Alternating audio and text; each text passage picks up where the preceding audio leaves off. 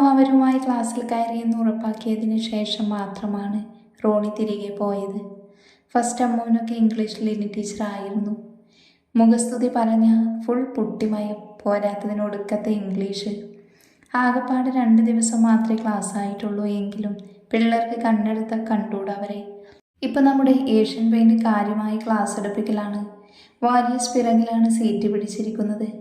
Boys സൈഡിൽ കണ്ണനും ജോയും നിധിയും, girls സൈഡിൽ അമ്മുവും ലച്ചുവും, അവർക്കൊപ്പം തന്നെ വേറെ 2 പെൺകുട്ടികൾ മീരയും നാദിയയും. ഇരുവരും അധികം ആരോടും കൂട്ടുകൂടുന്നവരല്ല. അതുകൊണ്ട് നമ്മുടെ പിള്ളേർ പിന്നെ അവരോട് അങ്ങനെ മിണ്ടാൻ പോകില്ല. ജസ്റ്റ് ഹായ് ബായ് ബന്ധം.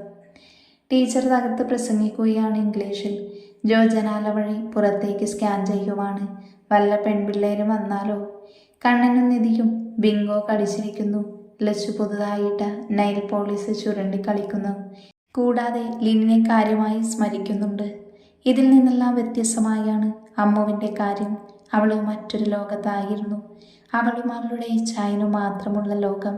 അവൻ്റെ കെയറിങ്, സ്നേഹത്തോടെയുള്ള ചേർത്ത് പിടിക്കലും തലോടലും, തന്നോട് കാണിക്കുന്ന വാത്സല്യം, എല്ലാത്തിനുമുപരി വാക്കുകൾ കൊണ്ട് പറഞ്ഞില്ലെങ്കിലും അവൻ്റെ ഹൃദയം കൊണ്ട് മിഴികളിലൂടെ അറിയിച്ച പ്രണയം എല്ലാം അവളിൽ നിറഞ്ഞു നിന്നു. എനിക്കറിയാമിച്ചേ ഇച്ചയ്ക്ക് എന്നോടുള്ള പ്രണയം. ഇപ്പം ഞാൻ തിരിച്ചറിയുന്നു. എൻ്റെ ഹൃദയത്തിലും ഇച്ച മാത്രമേ ഉള്ളൂ. അത്രത്തോളം പതിഞ്ഞുപോയി. എനിക്ക് കഴിയുന്നില്ല ഇച്ചേ, ഒരു നിമിഷം പോലും പിരിഞ്ഞു നിൽക്കാൻ. ഇതാണോ പ്രണയം? എങ്കിൽ ഞാൻ എൻ്റെ ഇച്ചയെ പ്രണയിക്കുന്നു. Yes, I am in love with you madly ഇച്ചേ. ഉള്ളാലെ പറഞ്ഞു നിർത്തിയ നിമിഷം അലൻ്റെ നെഞ്ചോട് ചേർന്ന് നിൽക്കാൻ അത്രത്തോളം കൊതിച്ചു. അവൻ്റെ കുഞ്ഞേ എന്നുള്ള വിളി കേൾക്കാൻ ഹൃദയം തുടിച്ചു. പക്ഷേ ഇരുവരും ഇപ്പോൾ 2 സ്ഥലത്താണെന്ന് ഓർക്കെ അവളുടെ മുഖം വാടി. ഒന്ന് കാണാൻ കഴിഞ്ഞെങ്കിൽ. അതേ വാടിയ മുഖത്തോടെ തല ഉയർത്തി നോക്കി അമ്മു കാണുന്നത് സംശയത്തോടെ തന്നെ നോക്കുന്ന കണ്ണനെയാണ്. പെട്ടെന്ന് അവൾ ചിരിച്ചു കാണിച്ചു. കളിക്കിടയിൽ അമ്മുവിനെ നോക്കിയ കണ്ണൻ ഒറ്റയ്ക്കിരുന്ന് ചിരിക്കുന്നവളെ കാണാൻ മെഴിച്ചു നിന്നു. ചെക്കനറിയില്ലല്ലോ അവൾ പ്രാണനായകനുമായി ഓർമ്മയിൽ ഡ്യുവറ്റ് അടിക്കുകയാണെന്ന്. എന്നാൽ പതിയെ അവളുടെ മുഖം വാടുന്നത് കാണി സംശയത്തോടെ അവൻ അവളെ ഒന്ന് നോക്കി. കണ്ണുകൊണ്ട് എന്താണെന്ന് അന്വേഷിച്ചപ്പോഴേക്കും അവളൊന്നുമില്ലെന്ന് പറഞ്ഞു പുഞ്ചിരിച്ചു. പക്ഷെ അവൻ അറിയാമായിരുന്നു അവൾ വല്ലാതെ ഡിസ്റ്റർബാണെന്ന്. ഏഷ്യൻ ക്ലാസ് കഴിഞ്ഞപ്പോൾ മത്തായി സാറ് ക്ലാസ്സിൽ വന്നു. പേര് പോലെ തന്നെ അത്യാവശ്യം ഉരുണ്ടിട്ടാണ്. പോരാത്തതിന് തനി ചാക്കോ മാഷ്. പിള്ളേരൊക്കെ എയറിൽ പറപ്പിക്കുന്ന പുള്ളിക്ക് എൻ്റർടൈൻമെൻ്റാണ്. എത്ര ഉഴപ്പന്മാരും പുള്ളിയുടെ ക്ലാസ്സിൽ സൈലൻ്റാണ്. അങ്ങനെ വിപ്ലവകരമായ 2 പീരീഡ്സ് കഴിഞ്ഞ് കണ്ണൻ ബാക്കിയുള്ളവരോട് ക്യാൻറ്റീനിൽ പോകാൻ പറഞ്ഞിട്ട് അവളുമായി പ്രൈവറ്റ് റൂമിലേക്ക് പോയി. സാധാരണ എന്തേലും അത്യാവശ്യം ഉണ്ടെങ്കിൽ അങ്ങോട്ടേക്കാണ് പോണത്. അതിൻ്റെ കീ കണ്ണൻ്റെ കയ്യിലും കുഞ്ഞിൻ്റെ കയ്യിലുമുണ്ട്. ആകെ അവിടെ പ്രിൻസിപ്പാളിന് മാത്രമേ അലനും കണ്ണനും റോണിയും ബ്രദേഴ്സാണെന്ന് അറിയൂ. അതുപോലെ SSM കോളേജ് ഇവരുടേതാണെന്നും. അമ്മുവിൻ്റെ കൈ പിടിച്ചുകൊണ്ട് അവൻ റൂമിലേക്ക് കയറി. അവിടെ സെറ്റ് ചെയ്തിരിക്കുന്ന റൗണ്ട് സെറ്റിലെ അവളെ ഇരുത്തി. അവൾക്ക് മുന്നിൽ മുട്ടുകുത്തി കണ്ണനിരുന്നു. അപ്പോഴും അവളുടെ നോട്ടം മറ്റെങ്ങോട്ടോ ആണെന്ന് അവൻ ശ്രദ്ധിച്ചു. അമ്മു, നേർമയോടെ കണ്ണൻ വിളിച്ചു.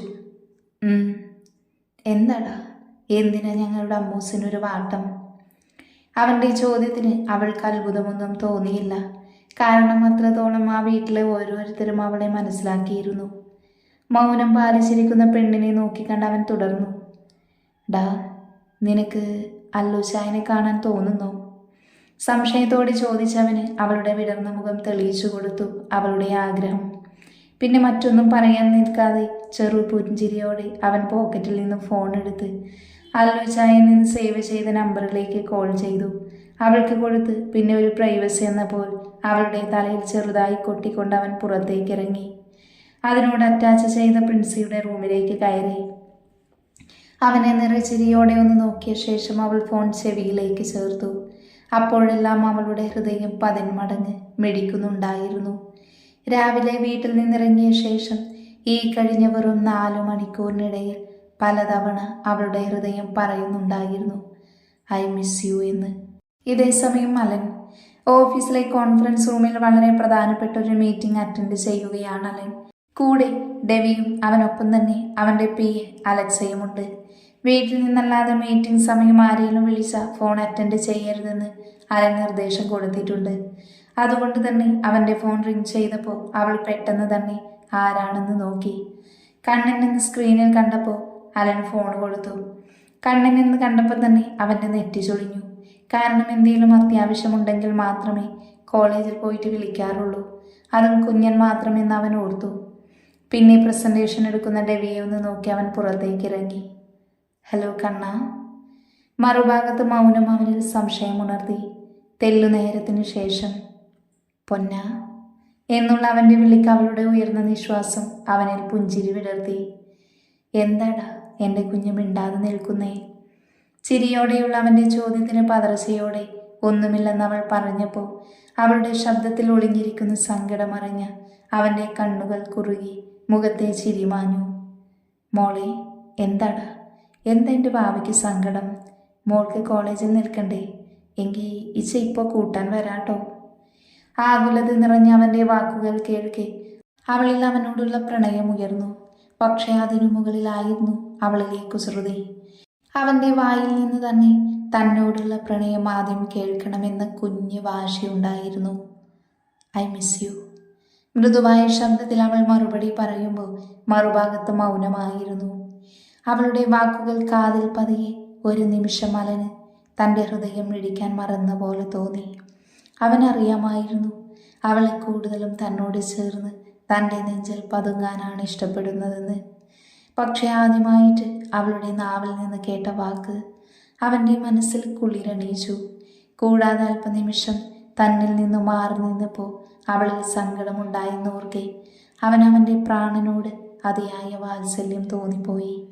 ഐ മിസ് യു ടു പൊന്ന. തിരികെയുള്ള അവൻ്റെ മറുപടി അവളിൽ ചെറുപുഞ്ചിരി പടർത്തി. ദേ ഇച്ചായൻ്റെ കുഞ്ഞെ സങ്കടപ്പെട്ടിരിക്കല്ലേ, ഞാൻ എൻ്റെ മോളോടൊപ്പം തന്നെ ഉണ്ടല്ലോ. ദേ എൻ്റെ അമ്മൂട്ടൻ ഒരു കുഞ്ഞി കാന്താരിയാണെന്നാണ് ഞാൻ വിചാരിച്ചേ. എന്നിട്ടിങ്ങനെ ഡള്ളായാലോ? എൻ്റെ കുഞ്ഞ് സ്ട്രോങ് അല്ലടി പെണ്ണേ. പിന്നെ ഇനി 3 മണിക്കൂർ കൂടെയല്ലേ ഉള്ളൂ. അപ്പോഴേക്കും എൻ്റെ പൊന്ന് ഇച്ചയുടെ അടുത്തേക്ക് തന്നെ വരില്ലേ? പിന്നെന്താടാ? അവൻ്റെ വാക്കുകൾ കേൾക്കെ അവളുടെ ചെറുനോവെങ്ങോ മാഞ്ഞുപോയി. ആ അമ്മൂട്ടൻ സ്ട്രോങ് ആണല്ലോ, ഞാൻ ചുമ്മാ പറഞ്ഞതാ, എനിക്ക് സങ്കടമൊന്നുമില്ല. കുസൃതി നിറഞ്ഞ അവളുടെ വാക്കുകൾ കേൾക്കെ അവൻ്റെ ടെൻഷൻ മാറിയിരുന്നു. എങ്കിലും അവളുടെ അടുത്തേക്ക് പോകാൻ അവളെ തൻ്റെ നെഞ്ചോട് ചേർക്കാൻ കൊതിച്ചിരുന്നു. അപ്പോൾ എൻ്റെ കുഞ്ഞ് പോയി ഫുഡ് കഴിച്ചോ? ദേ കോളേജാണെന്നും പറഞ്ഞ് കഴിക്കാൻ മടി കാണിക്കല്ലേ കുഞ്ഞെ, നല്ല അടി കിട്ടും എൻ്റെ അടുത്തുനിന്ന്. ചെറുശാസനയോട് കൂടി അവൻ്റെ വാക്കുകൾ കേൾക്കെ അവളുടെ മുഖം വീർത്തു. അതറിഞ്ഞെന്ന പോലെ അവൻ്റെ ചുണ്ടിൽ പുഞ്ചിരി തത്തിക്കളിച്ചു. ദേ ആ പഞ്ഞിക്കവളെ വീർപ്പിക്കാതെ പൊന്ന.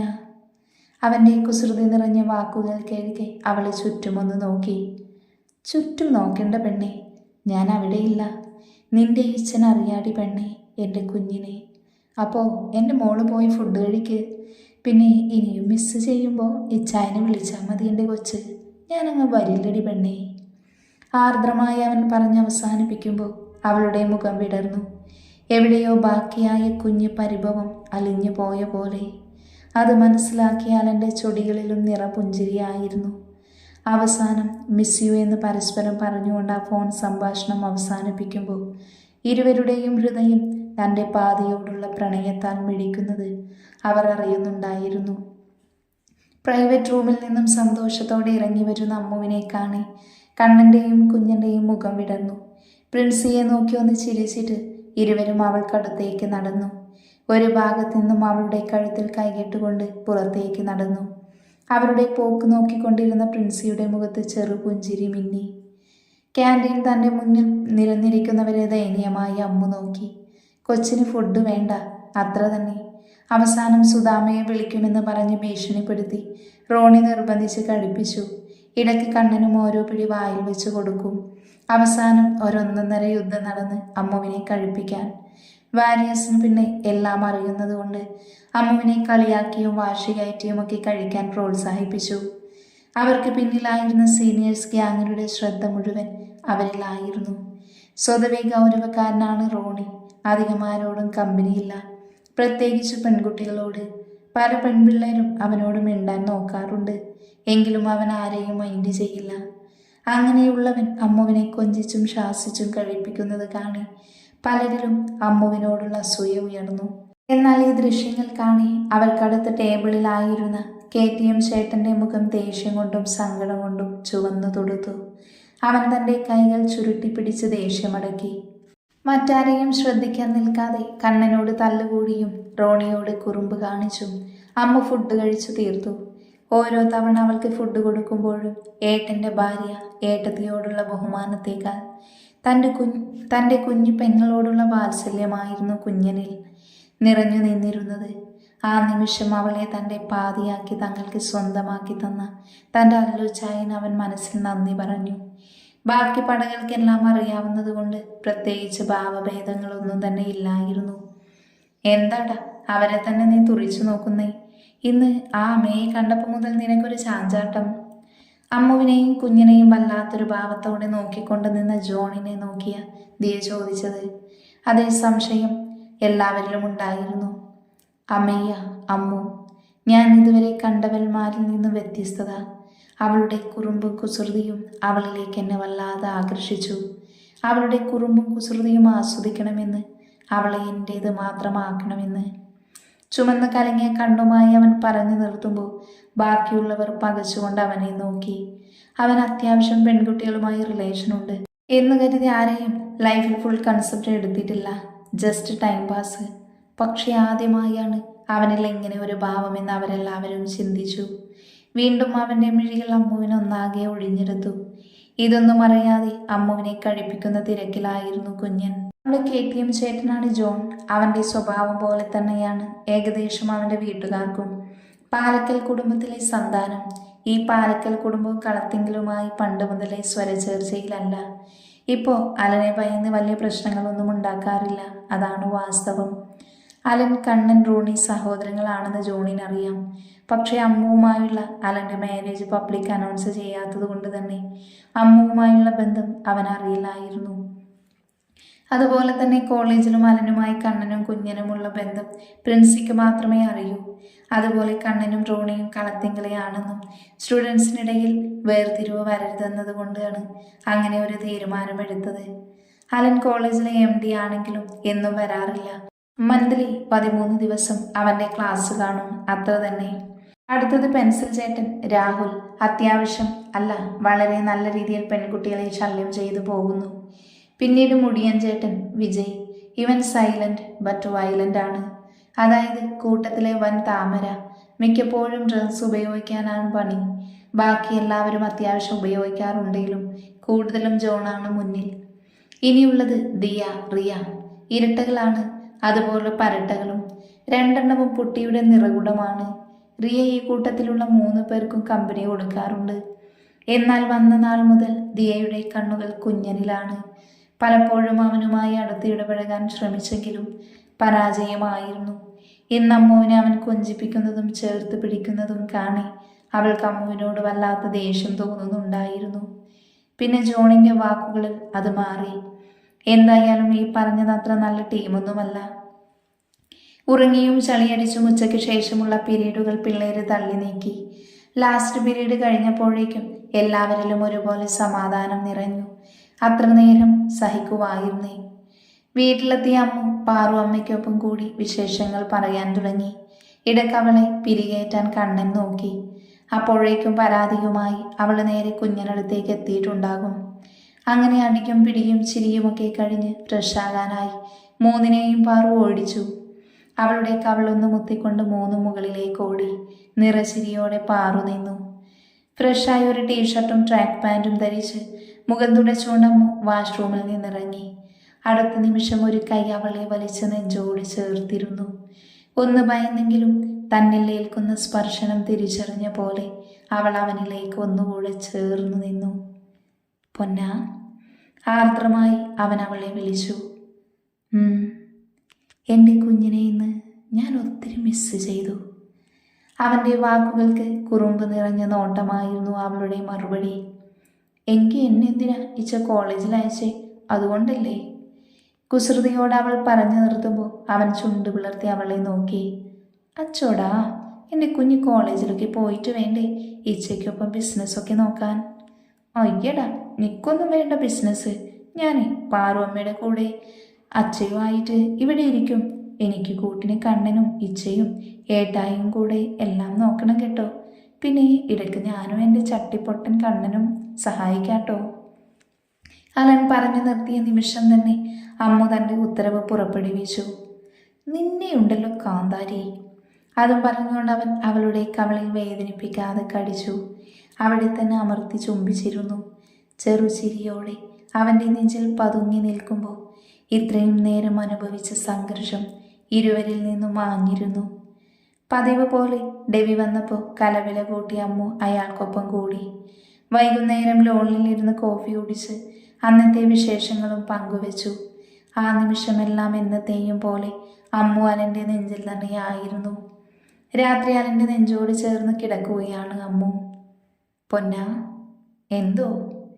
ഇന്നെൻ്റെ കുഞ്ഞ് ആർക്കൊക്കെ പാട്ടുപാടിക്കൊടുത്തെന്ന് ഞാൻ അറിഞ്ഞല്ലോ. എന്തായിരുന്നു? അവൻ്റെ ചോദ്യം കേൾക്കെ അവൾ മിഴികൾ മുറുക്കി അടച്ച് നാക്ക് കടിച്ചു.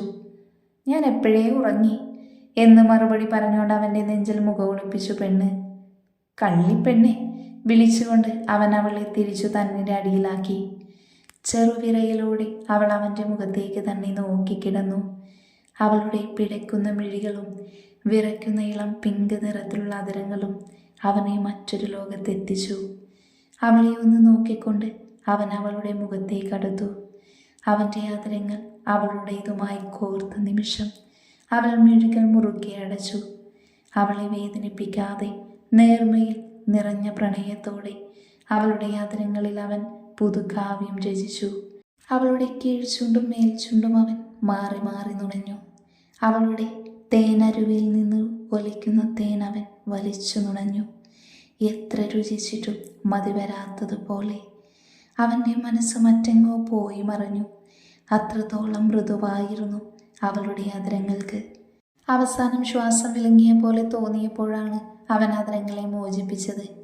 ചുവന്നു തുടുത്ത മുഖവുമായി മിഴികൾ അടച്ചു കിടക്കുന്ന തൻ്റെ പ്രണയത്തെ കണ്ണിറയെ നോക്കിക്കൊണ്ടവൻ അവളുടെ സീമന്തരേഖയിൽ അമർത്തി ചുംബിച്ചു. ഉറങ്ങിക്കോ പൊന്നൂസേ. അതും പറഞ്ഞുകൊണ്ട് അവളെ തലോടി ഉറക്കി. ഒന്നുകൂടെ അവനോട് പതുങ്ങി അവൻ്റെ നെഞ്ചിൽ കൈ ചുരുട്ടി പിടിച്ചുകൊണ്ട് പൂർണ്ണമായും അമ്മ ഉറക്കത്തിലേക്ക് വീണു. അവളെ ചേർത്ത് പിടിച്ചു കിടക്കുമ്പോൾ അധികം വൈകാതെ തന്നെ തൻ്റെ പ്രണയം അവളെ അറിയിക്കണമെന്ന് തീരുമാനിച്ചുറപ്പിച്ചുകൊണ്ട് അവൻ അവളുടെ ചുണ്ടിൽ ചെറുതായി ചുംബിച്ചുകൊണ്ട് കണ്ണുകൾ അടച്ചു.